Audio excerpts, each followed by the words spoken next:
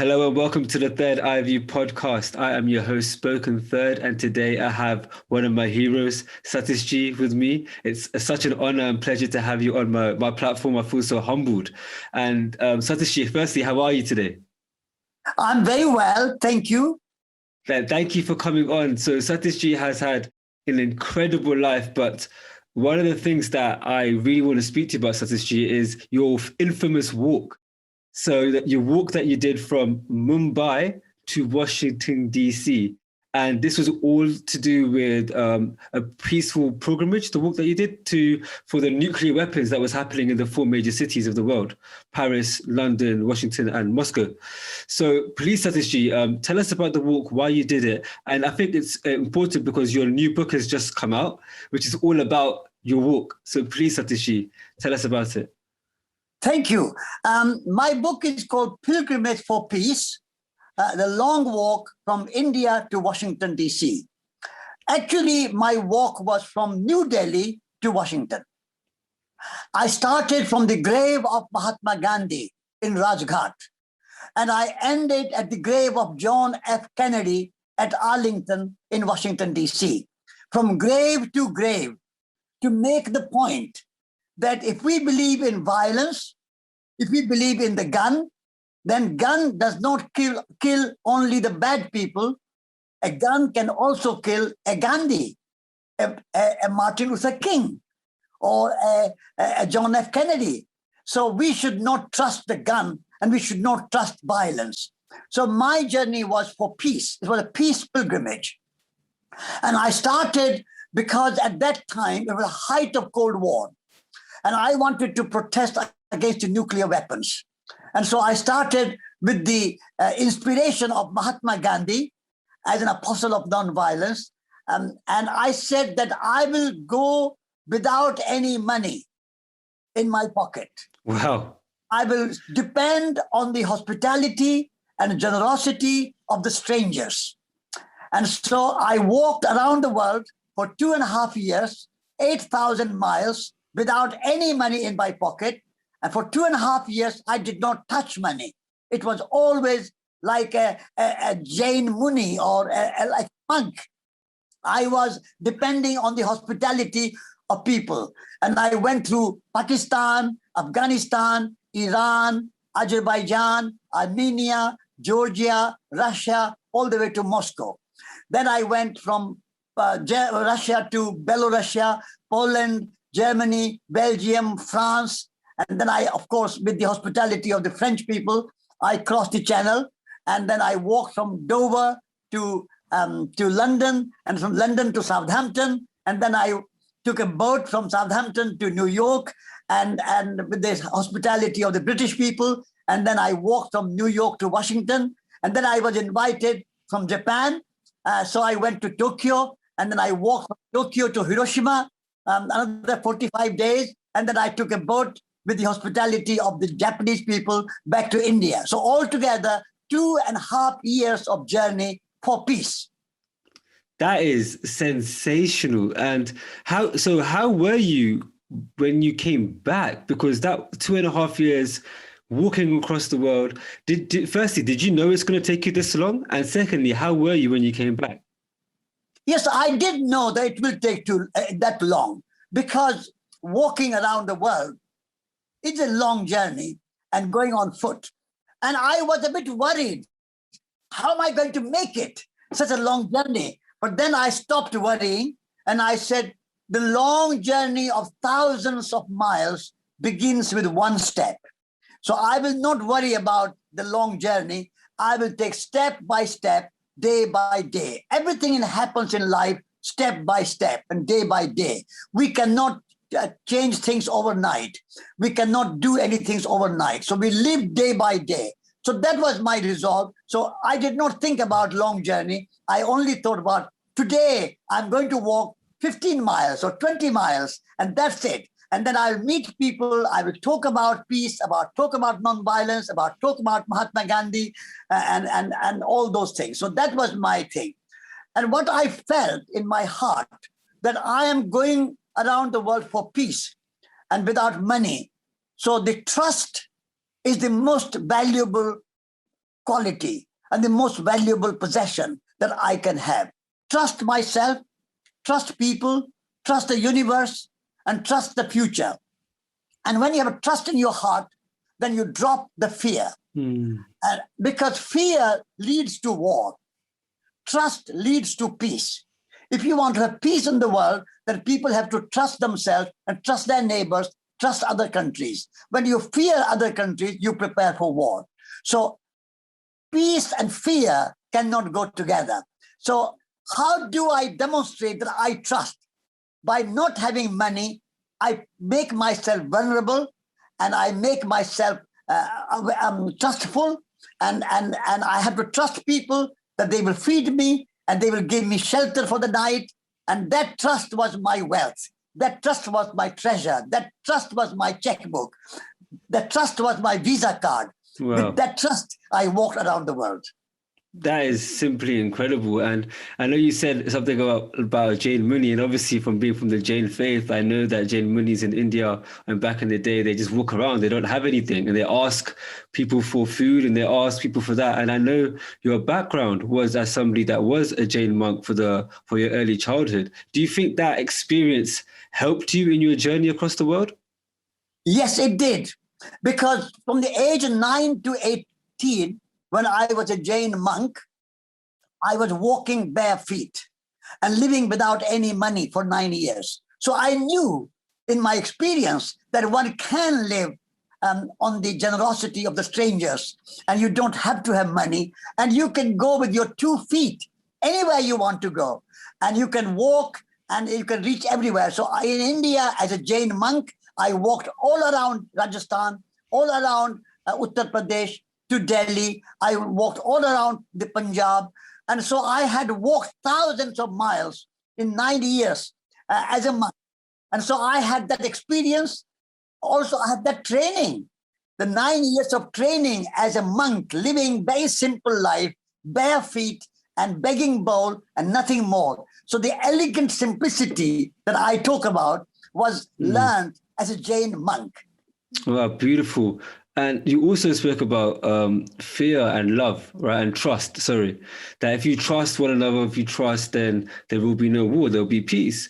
But in this day and age, that seems like an imagination. It doesn't seem possible. But how can we trust more? How can we trust our neighbors, and how does that process begin? Yeah, we can trust by expanding our mind and expanding our consciousness and making our heart bigger.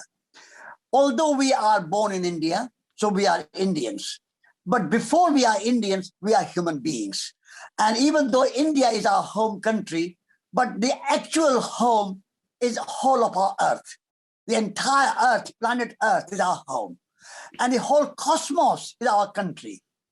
And nature is our family. In India, we say, Vasudhaiva Kutumbakam. Vasudha, the earth is our family. Nature is our family. The birds in the sky are our brothers and sisters. The animals in the forest are our brothers and sisters. And all human beings are our brothers and sisters. So the entire natural world is our family. And love is our religion. All the religions like Jain, Hindu, Buddhist, Christian, Islam, Judaism, all those religions are founded on the principle of love. So if love is our religion, then we can trust. But if we have this separation from cosmos, from the earth, from nature, and from love, then we become narrow and then become fearful. So if you want to trust and drop your fear, you have to expand your consciousness, expand your mind, expand your heart, and say, the whole cosmos is my country. The whole earth is my home. Entire natural world is my family, and love is my religion. What I have to fear? Nobody. I have no enemies. I take no enemies. I make no enemies. If I have no enemy, they will not hurt me. This is my experience of walking around the world. That's so beautiful, and it sounds incredible. And it's something that when I was younger, I had my daddy, for example, she wouldn't walk on grass. Right, because she said the grass was her. How can I step on something that's me? Exactly. And that's really when like in my subconscious. So now, obviously, being Jain and having a strict diet and seeing the trees and seeing the leaves and the birds as me, I've always been born like that. But I don't see that in our societies. I know there is a movement of veganism, and there's this slow movement where people are now being much more aware about the environment. And I know this has been your passion for so many years about the environment, and your magazine is about ecology. So what would you say is our number one goal that as a society that we need to focus on right now? The first of all, we need to realize that nature and humans are not separate. Humans and nature are one. We humans are made of the same basic elements like earth, air, fire, water. Trees are made of the same elements. Animals are made of the same elements. So how can we consider ourselves separate? And then we should not consider ourselves superior to nature. We should not think the animals are below us and we are above animals. We are above trees. We are above nature. We are nature. Nature is not just out there, the mountains and the forests and the rivers and the oceans and the animals. We are also nature. The moment we have that unity of life, then we say we can celebrate the diversity. Diversity is wonderful. It's good to have millions of species. We should protect the biodiversity. We should protect the cultural diversity. We should protect the linguistic diversity. We should protect the truth diversity. In our Jain tradition, we believe in the anekant. Anekant means no one truth. There are many truths, the diversity of truths. So when we celebrate diversity and not turn diversity into divisions and conflicts and wars, then we can live in trust and peace in the world. So this is the consciousness we need, these values we need. And I think the Jain religion is very much a religion of ecology. Nature and humans are one in Jain tradition. If you read the Jain text, as I did as a monk, and the Tattvat Sutra, the Acharanga Sutra, the Uttaradhayan Sutra, all the sutras, they tell us that nature and humans are one, and we have to take care of nature, and we do not want to interfere with nature. Minimize your interference. Every life has a right to live its own way, and we cannot control or interfere natural. So your mother and your family not walking on grass is minimizing our interference in the natural world. So we do not do mining, we do not do coal digging and oil digging and all the kind of things that people do. Jains are not allowed to, or Jains are not supposed to interfere in nature or minimize our interference and do a very simple, frugal life. That is the Jain tradition I learned. That's the most ecological principle that I can think of. That's so true, because I think growing up as a Jain and actually embracing Jainism since I was being a teenager in my 20s, I've never needed to be environmental because that's my life. Like I've never needed to learn about ecology because that's how I live. So it's always strange to me when we speak about nature, because I've always seen myself as no separate, no superior. And another S you said, Satishji, is simplicity. So living with simple means, living within our means, never going above the excess. And this is something that the West, for sure, I don't see happening. I think our desires are multifold. We want more and more and more. And there's this battle about who can have the most. And do you think that's the spiritual principles that we really need, where it's about living a simple life and having less desires? I wouldn't say no desires, but having less desires? Absolutely. In the Jain language, we call it sanyam and sadgi. So that means the simple living, elegant simplicity. I have written a book called Elegant Simplicity. And in this book, I'm talking about how we can live without this consumerism and materialism and more possessions. If we live good life, then with very few things, we can enjoy life. Jain tradition is about ananda, about joy, but joy not in possessions, but joy in appreciation and celebration of life. So when you have something in your house, it should be beautiful. Beauty is a celebration of life. If we have not beauty, there cannot be. My mother was a very staunch Jain. She was a follower of Jain tradition. And she always said to me that whatever we have in the house should be simple, and there should have three qualities. Number one, it should be beautiful. We should not have anything ugly in the house. Secondly, whatever we have should be useful. Don't have anything useless. Whatever you have should be useful. And then it should be durable, should not be thrown away, should not be waste. In our home, there was no waste basket or no waste bin. Everything was used and reused and recycled automatically. There was no landfill for anything. There was nothing to put on the landfill. So beautiful, useful, and durable. These were the three Jain principles of my mother, which she taught me. I call it my mother's BUD principle, B-U-D, BUD principle, beautiful, useful, durable. So that is the elegant simplicity. If we live things with beauty and utility and durability, then there'll be sustainability. Without BUD principle, there can be no sustainability. So this is the Jain principle, but there's also perennial wisdom. It's not just Jain. If you go to any religion, they teach you. In the Christianity, they talk about holy poverty.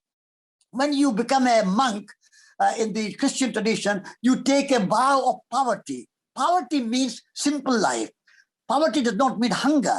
Poverty does not mean starvation. Poverty does not mean misery. Poverty does not mean deprivation. Poverty means simple life in the Christian language. When the St. Francis, he talked about lady poverty, and he embraced the lady poverty. So poverty means simple life, living with least possessions, but the possessions you have should be beautiful, useful, durable, pleasant. Good life is good, but this miserable life of possessiveness, consumerism, materialism, desire, greed, these are not going to make you happy.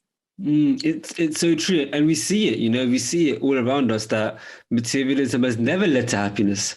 Like the richest people in the world aren't the most happiest people in the world. What I see the most is the ones that are sannyasis, the ones who don't have anything. They seem to be the most happiest people to me. But again, it comes back to this whole fear of not having, this fear of I need something in my life, otherwise I'm unfulfilled, and I don't have this void within us, right? So how do we fill that void? How do we practice spirituality in essence? Yes. To practice spirituality, you don't have to be a sannyasi or a sadhu. So spirituality is not reserved only for the sadhus and the monks and the sannyasis. So spirituality is for everybody. And spirituality is not just on a particular day, Paryushan Day or Sunday or some particular holy day. Spirituality is every day. Everyday life should be spiritual. So Mahatma Gandhi used to say that the moment you transform your intention behind your work and you make your intention of service, then whatever you are doing becomes spiritual. Your life becomes spiritual because all your work is in the service of humanity and the service of the planet Earth and in the service of your life, yourself. And therefore, when you have a sense of service and a sense of compassion and a sense of love in your heart, then whatever you do, agriculture, business, teaching, medical service, politics, anything you can do, it transforms because your intention is not greed. Your intention is not holding power. The intention is not seeking prestige or seeking money or seeking a status or seeking reward or seeking some success or achievement. All these things are dropped. You are doing purely in the service of the humanity and the service of the planet Earth and in the service of yourself with love and care. So the moment you have this transformation of consciousness and the transformation of your intention, then anything you do, it becomes spiritual. Spirituality is in your intention and in your motivation. Spirituality is not in the temple. Spirituality is not in the books. Spirituality is not in some kind of monastic order. Spirituality is in your heart. spiritualities in your life, the moment you have your intention and motivation of service and love and compassion and kindness and generosity, is a spiritual. The moment you have an intention of power and money and prestige and a position and a status and all this ego is the materialism, and spirituality is service and love. And therefore, anything you do in your life, you can live spiritually and do that, whatever you are doing, with good intention in the service of humanity, and you are spiritual wherever you are. You don't have to be a monk. No, that's so true, and I think that's something that your life is testament to, because I know since you've left the monastic order, your life has just been of service to humanity. So it's never stopped you being spiritual. Actually, it may have enhanced your spirituality too, and the spirituality of others. So I think that's so true. And seva is something that, again, it's such a wonderful Indian dharmic word. Seva, selfless service. It's not charity. It's seva, it's action for others rather than ourselves, and it's a spiritual tool for awakening our consciousness. And Satishji, I know you said two words. You said consciousness repeatedly, and now you said ego. So can you actually define consciousness for us? Because I think in the West, the word is quite saturated, or it's not properly understood. So what is your definition of consciousness? There are two levels of consciousness. One is the intimate level, and the other is the ultimate level. The intimate level of consciousness is being mindful. And whatever you are doing with the right intention and with mindfulness. So you are aware of your action, and you are aware of the consequence of your action. So whatever action you do mindfully. You are eating mindfully, you are walking mindfully, you are doing your washing up mindfully, you are gardening mindfully, you are sending your email mindfully, you are working in the office mindfully. The moment you do things mindfully, that's a kind of intimate level of consciousness. You are conscious living. You are consciously living a good life. But there's the ultimate level of consciousness, which is the chitta. Sat Chit Ananda, Chitta. So Chitta, that ultimate consciousness, is that we see the universe at two levels. One is physical universe. So we see the trees, the mountains, the oceans, the humanity, the stars, the sun, the moon. All these things are visible. But behind this, there's invisible things, like space is invisible, air is invisible. Similarly, consciousness is the invisible reality of the universe. So everything, like we have a painting, you see a picture of the painting, the face you see, the tree you see, the flowers you see on the canvas, but you don't see the canvas. You don't think of the canvas. But without the canvas, there's no painting. In the same way, without the consciousness, there's no universe. So universe has these two levels, the physical appearance of the universe and the non-physical existence of the universe. That non-physical existence is consciousness. So the ultimate consciousness is the universal reality. The ground of all beings is consciousness. But the intimate consciousness is how we live consciously, how we live mindfully, so that we are aware of deeper values than just the physical reality. So reality is not the objects. Reality is the relationship between objects. So you are not real without relationship between you and me, or without your relationship between your friends, and without your relationship with the earth, and without your relationship with everything else. So we exist in that relationship. And that relationship is, when we are mindful of that relationship, that is consciousness. So there are two levels, intimate and ultimate. Thank you. That's such a beautiful answer. I've never heard it put it like that before, and that makes it much more clearer. And it's so subtle, right? Consciousness, and it's that the awareness of the moment, and we're so caught in our thoughts these days about what happened to me 5 days ago, or what's going to happen to me in 5 days' time, that we do lose focus of the present moment. And it's about, as you said, like staying mindful about each moment. And it's a experience of all of us, right? Like when we give people our present, we give them everything that we have, because that's the only thing that we actually truly hold. And also, Satishji, you spoke about ego. Now, this is another word that can be complicated or convoluted. So what is the ego, and is it harmful, number one? And if it is harmful, how do we get rid of it, destroy it, annihilate it, or yeah? What would your answer to that be? The ego is like a seed, has a little cover on it, like a skin. So ego is a separation of the seed. Now the seed has to let go of its ego, separation, and seed has to go in the soil and let go of itself. Then it sprouts, and then it becomes a tree. Now you never see that seed again. So the ego is gone. Ego is melted.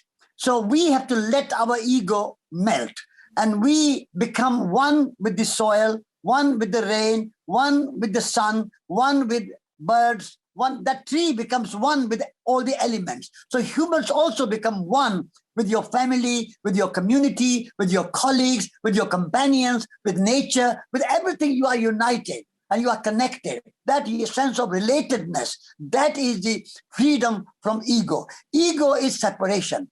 And eco, instead of ego, you go to eco. Eco, E-C-O. So you change from G to C. And that way, eco means home.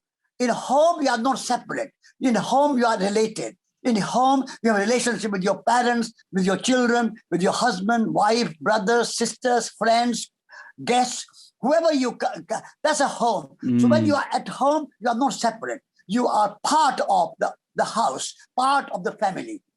So when you move from ego to eco, you move from separation to connectedness, separation to relatedness, separation to interdependence.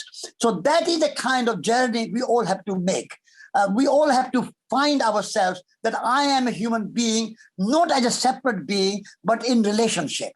The moment you celebrate and uphold the relationship, then you can be free of ego. The moment you say me, I, my success, my money, my house, my prestige, my name, my fame, I'm successful, I'm this, I'm that. The moment you are bound up with yourself, within yourself, you are egotistical. The moment you say it's all co-creation, all we are together, we are running together. My work cannot happen without the help of others. We are all together. This co-creative idea and a co-creation, we are all journeying together in interrelationship and interdependence and interconnectedness. Then we can be free of ego and we make journey together.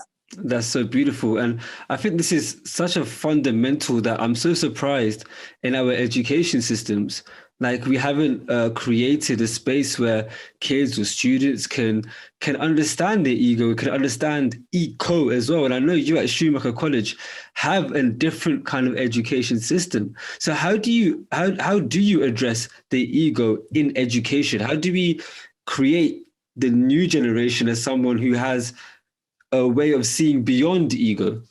Yeah. So at Schumacher College, our education is in the context of community. Community helps you to be free of ego. So we say at Schumacher College that your education is not an individual pursuit. Your education is not just for yourself. You are learning together, and you are learning for the service or in the service of society and planet Earth and the future generations. So the moment you have that consciousness of a community and a context of community, so we work together, we study together, we walk together in nature, we cook together, we clean together, we do gardening together. Our educational system in universities and colleges does not bring that sense of community. They are always teaching for your personal exams, your personal success. You have to pass the exams. You have to get the best degree that you can get for yourself, your success, personal success. We say at Schumacher College, it's not about personal success. It's about together. We are all together as a community. So we give as much time in our education in working together in the garden and the kitchen and walking together in nature and along the river or in the sea or wherever we are. So by creating that sense of community, you can undermine the sense of ego, and you create a sense of community and a sense of eco. That's so beautiful because it's so true. Like since I've been from 3 years old to when I finished education, it was only about me and my pursuit of getting the best marks for myself. Yeah, Like so I can earn the best money for myself. Never yeah, about my friends or my community or my family. Or what does society need right now? yeah. What does the world need right now? No, what do I need, and how can I exploit the most out of my education so I can exploit the world inevitably, right? And that's why as a teacher myself, I fell out of love with the education system because I saw massive holes. It wasn't doing what society needed; it was doing what the individual needed. And it's such a beautiful way that Schumacher College has begun, and how it's still continuing, and how it's creating incredible students for the future. But one thing, Satishji, is what I'm finding is you have such incredible passion and energy. And I know you're not my age or 30s or 40s anymore, that you're still vibing with youthfulness. Where does that come from? How can you be so youthful and passionate and just, it's like you're still walking on your walk that you started all those years ago? Yes, I'm 84. Yeah. And my energy and enthusiasm, my passion comes from love and love of nature. So I always go out in nature. Every day I walk by the sea, among the trees. At the moment in the spring in Devon, we have beautiful bluebells. And bluebells here like Japanese cherry blossom, so beautiful. So I go out in nature and look at the primroses and look at the wildflowers and then look at the sea and the sky and the clouds and the rainbows. That gives me inspiration. But also people are my inspiration. I always work with people and in the service of humanity. When I am in the service of humanity, I'm passionate and I am energized. I'm not looking anything for myself. I need nothing. Everything is provided by the society. Society, the nature gives me food. The soil gives me vegetables and fruit. I planted one seed in the ground, and even that seed came from a tree. I didn't have to invent it. So I don't have any ego. I don't have any claim on anything. It's all gift of the universe. It's a gift from nature and gift from other people. What I'm speaking to you is also a gift which I have received from my teachers, my Jain teachers, Vinoba Bhave, Mahatma Gandhi, Martin Luther King, many, many people who I have met. They have given me all this wisdom, which I'm grateful for that gift that I have received from the universe and from other people and from my ancestors and from my parents, my mother. So I feel humble, and with that humility and love, I get energy. No, it's I can feel the wisdom across the screen, and I think the way I describe you is like you're just passing on the baton. And if you're passing on the baton when it comes to how you eat or how you live or how you think, then what have you done? You got the baton from someone else and you're just giving it to somebody else. So how can there be ego in passing on a baton? And I think that's how I feel like when you're speaking to me about how you've lived your whole life. No, the thing, ego is a very false idea, because there's nothing. If you look at the scientific terms, quantum physics, in quantum physics, there's no objective reality. Everything is energy. Everything is just atoms and electrons and protons, and there's no existence. Now, if you take me, who am I? Separate being. I'm not a separate being. I'm made of earth, air, fire, water. I'm made of my ancestors. I'm made of my teachers. I'm made of the language I speak. English is coming to me from many, many millions of years ago or thousands of years ago.